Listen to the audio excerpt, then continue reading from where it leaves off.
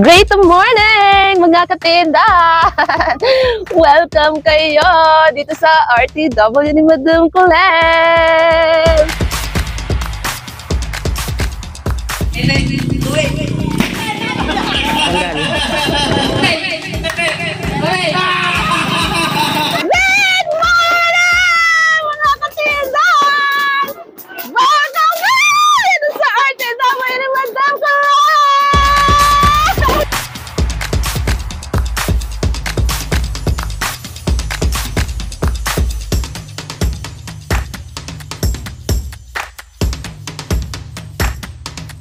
So for today's video nga mga katindahan yan, at ipapakita ko sa inyo itong mga naging kaganapan nga dito sa ating munting tindahan itong nagdaang Pasko at bagong taon. Oh my God! Alam ko mga katindahan na maraming nag-aabang sa inyo kung ano nga yung mga pangyayari dito sa ating tindahan dahil nga sa sobrang busy natin. Ayan, halos isang buwan tayong hindi nakapag-upload, pero ito nga mga katindahan at i-chika ko sa inyo, ipapakita ko sa inyo yung mga naging paghahanda natin dito sa ating tindahan para nga mas makabenta tayo na mas marami.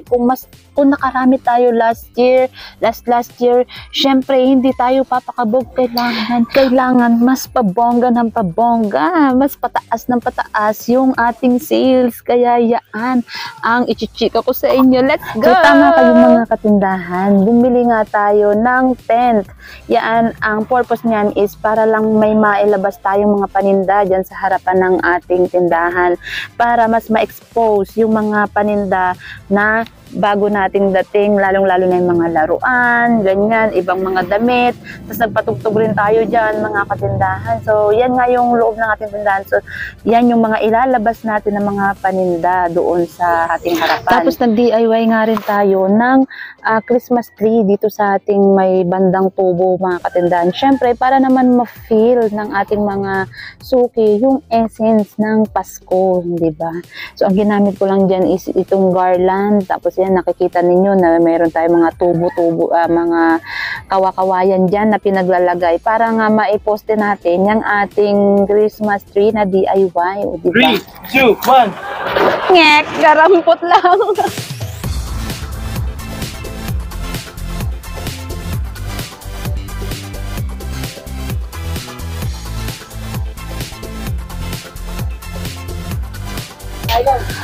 At sobrang dami naman nga ng ating mga napamili ng mga paninda, mga katindahan, samot-saring mga supplier, kumbaga merong Taytay, Divisoria, Baclaran, bukod pa yung kay Kumaring Shopee. Ayan, so papakita ko sa inyo yung mga paninda natin na mga nagdatingan nitong ang December. Yan, buong December lang naman ito mga katindahan kasi pagtungtong ng January is syempre stop buying na tayo niyan.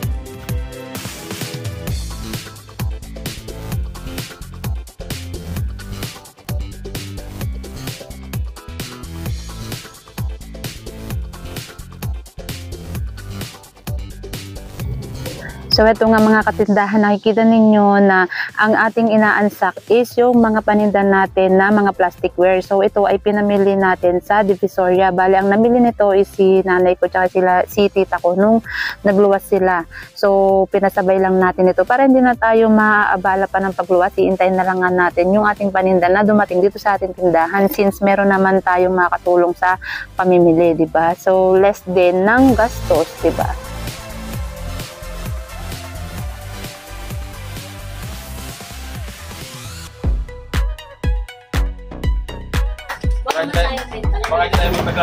So eto rin yung ibang video natin ng pag-unbox natin ng mga laruan. Pero dito mga katindahan is meron kaming ginawang live dyan sa ating YouTube channel para mas mapabilis yung pag-unbox natin. Kasi nga sobrang busy mga katindahan kaya hindi na natin yan talaga ma-edit mga katindahan. Kaya naman ayan, buti meron tayong kaunting clips nung pag-open natin ng mga laruan. Pero ang ginagawa ko na dito is parang nag-i-inventory na ako niyan mga katindahan. Mga katindahan, talagang mabenta ang mga laruan kapag Pasko dahil ang mga bata ang maraming pera niya dahil sa dami ng kanilang mga napamaskuhan, hindi ba? So meron silang choice, malaya silang makabili ng kanilang gustong bilhin na laruan, di ba? Kaya naman na yan, ang dami nating stock ng mga laruan. So ang dami rin nating na-sold.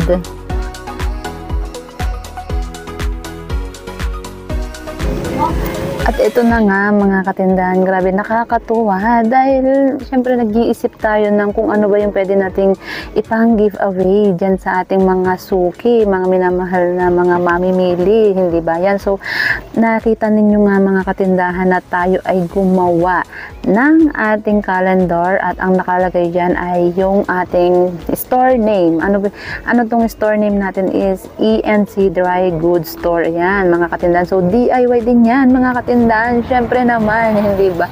Doon tayo sa kung saan tayo mas makakatipid.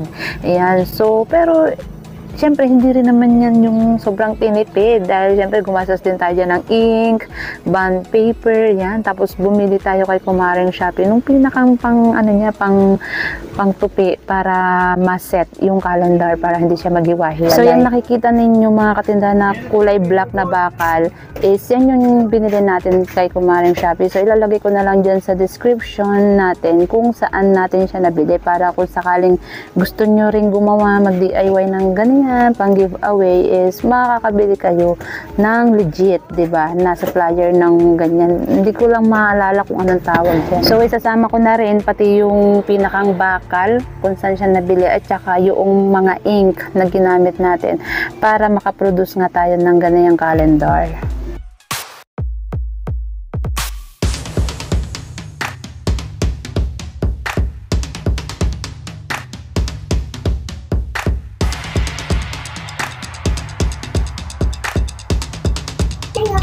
At eto nga, meron dumayo sa atin, mga taga Cavite pa daw ito mga katindahan. So shout out sa ating mga manonood from Cavite. Ayan mga katindahan. So pinagbigyan din naman natin sila na makapag-perform diyan nga sa harapan natin para syempre pampasagana, pampabongga diyan sa ating tindahan, 'di ba? Dahil syempre marami tayong mga suki na pwede ring makapanood. Kaya naman ayan, para lang yung tindahan natin is mas buhay na buhay, 'di ba? Yung palaging kumbagay merong mga pampaingay ganyan dahil minsan lang naman yan.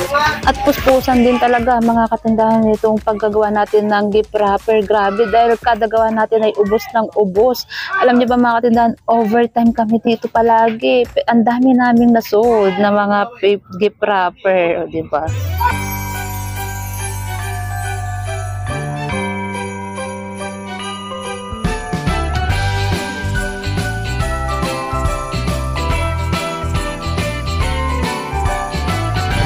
Yan mga katindahan, di ba? Ang daming ganap dito sa ating tindahan nung nagpaskuhan at bagong taon. Talagang lahat, mga may gustong mag-perform, mga gustong mangaroling, kumanta, sumayaw, lahat yan pinagbigyan natin dahil hindi naman siya kalabisan para dun sa kinikita natin, di ba? Paminsan-minsan lang magpasko, paminsan-minsan lang nagbibigayan, di ba? Nakakatuwa. Tapos makikita ninyo nga mga katindahan dito, kita nyo gabi na mga katindahan pero nagpipick up pa tayo ng mga dumating na paninda. Grabe mga katindahan, talagang solid itong ating December dahil sobrang busy. Kita nyo yan, kahit hating gabi na talagang naku, puspusan pa rin paggawa ng gift wrapper. Kahit gabing-gabi na, hindi rin natin na i-video yung paggawa, yung mga pagbabalot ng mga bala, ng mga pellet gun, ganyan. Ako, ang dami. Tapos ito na nga yung mga pinipick up natin ng mga paninda. Ang dami nito mga katindahan, isang puno yung ating chariot ng mga paninda. At bukod nga dyan is iba-ibang batch yung dumadating ng mga paninda natin. Tapos lahat yun i-display natin, o diba? Ang dami talaga, kada umaga magdi-display tayo ng mga paninda sa harapan para bonggang-bongga. Magpapatugtog tayo ng bonggang-bongga mula umaga hanggang gabi, magdamag mga katindahan talaga. So eto na nga yung naging display ng harapan natin mga katindahan. Ito yung nag-start nung second week ng December hanggang magpasko at hanggang matapos nga ang bagong taon. So etong video na to mga katindahan is salubong ito sa New Year yan. So hating gabi na is bukas pa rin tayo dahil nga inantay natin mag New Year, as in bukas kami yan mga katindahan dahil parang pinakang blessing na rin yan dun sa ating tindahan na panibagong taon, panibagong blessing, di ba? Yan, panibagong paghaharap na naman sa ating hanap buhay.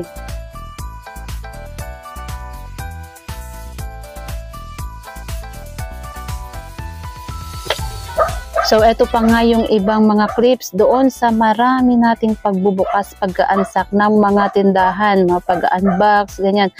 Napakarami mga tindahan, pero yun nga, hindi na nga natin lahat sila na videohan. Pero, ayan, yung iba pa doon sa mga nabubuksan nga natin.